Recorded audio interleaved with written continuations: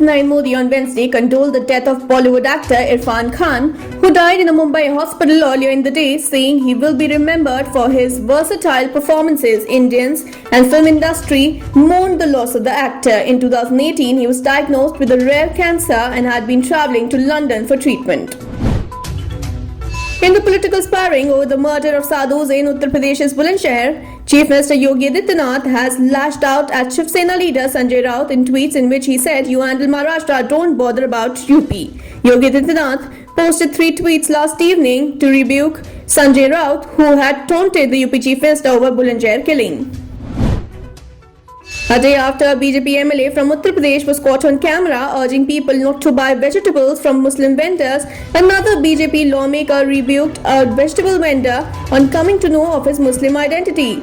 Braj Bhushan Rajput, MLA from Charkhari in Mahoba, also warned the vendor to not sell vegetables in the area, despite the fact that the BJP served a show cause notice to Suresh Tiwari, its MLA from Barhaj constituency in Deoria, for a similar behaviour. The 5-day extradition trial of fugitive diamond merchant Nirav Modi will begin from May 11th in a part remote setting a UK court has ordered.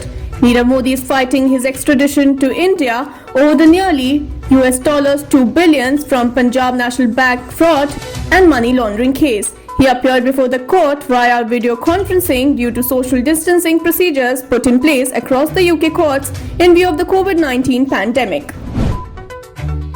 The centre has asked all officers, staff working in central government to download Arogya Setu app on their mobile phones immediately. Before starting for office, the employees are to review their status in the app and commute only when app shows safe or low risk. In case the app shows moderate or high risk, then employees must not come to office and self-isolate for 14 days or till the status becomes safe or low risk.